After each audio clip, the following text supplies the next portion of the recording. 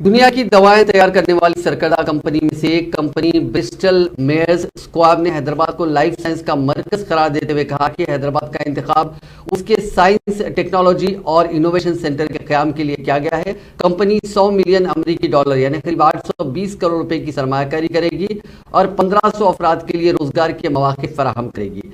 ये सेंटर जारिया साल के तीसरे तिमाही तक हतमी शक्ल इख्तियार कर लेगा। दवाओं और IT व डिजिटल इनोवेशन की सलाहियतों की तौसीह से मुतालिक कंपनी के मंसूबों के हिस्से के तौर पर यह कदम उठाया गया।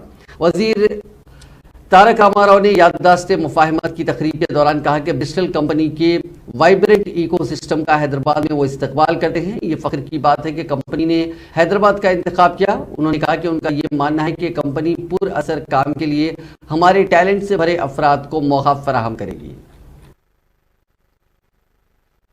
బ్రిస్టల్ మైర్స్ స్క్వాబ్ అనే కంపెనీ ప్రపంచంలోనే టాప్ 10 ఫార్మస్యూటికల్ కంపెనీలో ఒకటి.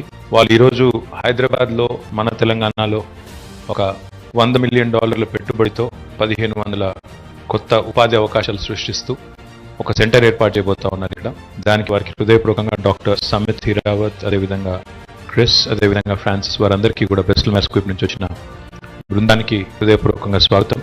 నేను మొన్ననే మీ అందరికి కూడా విజ్ఞప్తి చేసినట్టు తెలంగాణలోని జీవ ఔషధ రంగం, లైఫ్ సైన్సెస్ సెక్టర్ ఏదైతే ఉందో చాలా బలంగా ఎదుగుతూ ఉంది, చాలా బ్రహ్మాండంగా ఎదుగుతూ ఉంది. అయితే నేను మీకు మొన్న చెప్పాను $100 బిలియన్ బై 2028.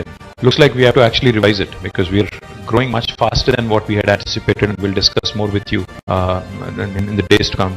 రేపు నుంచి బయో ఏషియా కూడా ప్రారంభమవుతోంది. కాబట్టి బయో ఏషియా ప్రారంభమవుతున్న ఈ సందర్భంలో ఇది మన రాష్ట్రంలోని యువతకి, ముఖ్యంగా ఈ జీవ ఔషధ రంగంలో లైఫ్ సైన్స్ సెక్టర్లో ఉన్న యువతకి చాలా మంచి వార్త. ఎందుకంటే ఇప్పుడు దాకా ఇండియాలో లేని ఒక కొత్త సంస్థ మన దగ్గరికి రావడం, అది కూడా హైదరాబాద్ని ఎంచుకోవడం, మరి ఇంత పెద్ద సెంటర్ని ఓపెన్ చేయబోతా ఉండడం. కాకపోతే నేను ఇందాక వాళ్ళు చెప్పాను, టిపికల్గా ఎవరు వచ్చినా మొదట చెప్పేది 1000 ఉద్యోగాలు 1500 అని. కానీ జనరల్గా జరిగింది నేను గమనించింది ఏంటంటే చాలా